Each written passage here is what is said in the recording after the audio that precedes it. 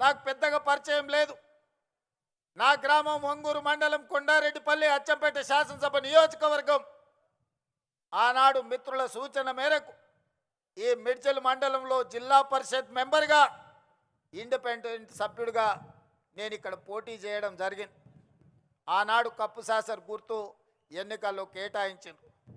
కానీ అదే ఇక్కడ డాక్టర్ వైఎస్ రాజశేఖర రెడ్డి గారు మిత్రుడు రబ్బానీని జడ్పీటీసీ సభ్యుడిగా పెట్టి జిల్లా పరిషత్ చైర్మన్ చేయడానికి ఒక కాంగ్రెస్ సీనియర్ నాయకుడిని జిల్లా పరిషత్ చైర్మన్ కాగలిగిన అభ్యర్థిని ఇక్కడ ఎన్నికల్లో పెట్టినా ఆనాడు మీరేం ఆలోచన చేసిండ్రో, ఆనాడు ఎందుకు మీరందరూ ఉప్పెనై నిర్ణయం తీసుకున్నారో, ఆనాడు ఒక యువకుణ్ణి మొదటిసారి మీ గ్రామాలకు మీ ఇంటికి వచ్చిన ఒక యువకుని జిల్లా పరిషత్ మెంబర్గా మీరు ఆశీర్వదించిండ్రు అని అంటే మీ ఆలోచనలు, మీ నిర్ణయం గొప్ప నిర్ణయం అని చెప్పి ఈరోజు నిరూపించబడ్డది.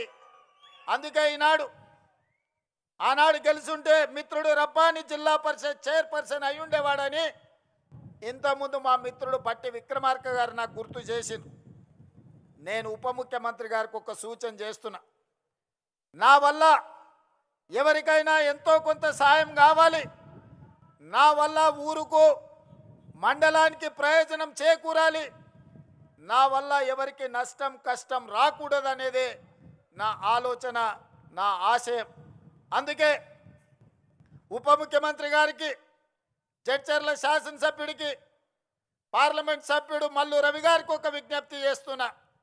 ఆనాడు నా మీద ఓడిన రబ్బానికి ఈనాటి ప్రభుత్వంలో ఒక మంచి బాధ్యత ఇవ్వండి.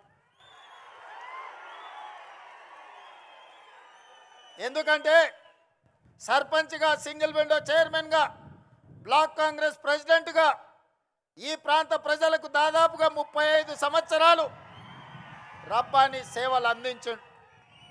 మరి ఆనాడు అనుకోని పరిస్థితుల్లో రబ్బాని గారు ఓటమి చెందిరు, నేను గెలిచిన.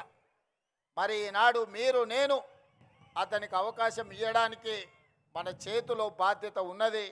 అందుకే మీరు బాధ్యత తీసుకోవాల్సిందిగా మా ఉప ముఖ్యమంత్రి వర్యులు బట్టి విక్రమార్క గారికి నేను సూచన చేస్తున్నా. అదేవిధంగా మిత్రులారా, ఆనాడు జడ్పీటీసీగా నాతో పాటు పనిచేసిన ఎంపీటీసీలు, సర్పంచులు వాగులు దాటడానికి, వాగుల్లో ఇసుక దొంగలిస్తుంటే వాగులు దాటేటప్పుడు మనుషులు కొట్టుకుపోయి చచ్చిపోయినారు. చాలా గ్రామాలకు రోడ్లు లేవు, చాలా గ్రామాలలో అభివృద్ధి లేదు. ఆనాడు ఉమ్మడి మహబూబ్ నగర్ జిల్లాలో ఈ మిడ్చల్ మండలాన్ని, అదేవిధంగా గద్వాల శాసనసభ నియోజకవర్గంలో గట్టు మండలాన్ని డార్క్ మండలాలుగా ప్రకటించారు. డార్క్ మండలాలంటే 360 డిగ్రీస్ వెనుకబడి విద్య కానీ, వైద్యం కానీ, తాగునీరు కానీ, సాగునీరు కానీ, విద్యుత్తు కానీ ఎలాంటి సౌకర్యాలు లేని అత్యంత వెనుకబడిన ప్రాంతాలను డార్క్ మండలాలుగా, భూమిలో ఉండే నీళ్లు కూడా అందుబాటులో లేని మండలాలను డార్క్ మండలాలుగా ప్రకటించారు. మరి అత్యంత వెనుకబడిన మండలమైన ప్రజలు చైతన్యంతో చీకటి మండలంగా పిలువబడే ఈ మండలం, ఆ చీకట్లో నుంచి ఒక వెలుగు రేఖ రావాలి, మా జీవితాలు, మా తలరాతలు మార్చాలి, మా మండలం బాగుపడాలి అని 2006లో తీసుకున్న నిర్ణయం ఈనాడు తెలంగాణ రాష్ట్ర ముఖ్యమంత్రిగా ఒక అవకాశం నాకు వచ్చింది. మరి మండలానికి కృతజ్ఞత చెల్లించాల్సిన బాధ్యత నా మీద లేదా? అందుకే సహచర మంత్రివర్గ సభ్యుల్ని అనుమతి తీసుకొని ఈ మండలంలో ప్రతి గ్రామానికి అభివృద్ధి చేరాలి, ఈ మండలంలో ఉండే ప్రతి వాడు, అరే మేము ఆ రోజు మా ఇంటికి వచ్చిన మా సోదరుడు, మా ఊరికి వచ్చిన మా బిడ్డ ఈరోజు తెలంగాణ రాష్ట్రంలో ప్రభుత్వాన్ని నడిపించే బాధ్యత నిర్వహిస్తున్నాడు, మాకు సహాయం అందుతుందని మన వైపు చూస్తున్నారు. అందుకే నిస్సహాయాలుగా ఈ మండలం నిలబడడానికి వీల్లేదు. ఈ మండలం అభివృద్ధి జరగాలి, ఈ మండలం ఈ జిల్లాకే ఆదర్శంగా నిలబడాలి.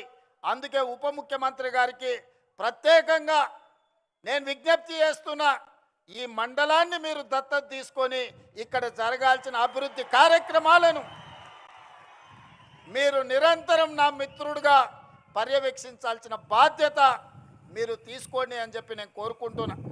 ఇంతకంటే ఈ ప్రజలకు నేను చేయగలిగింది ఏమీ లేదు.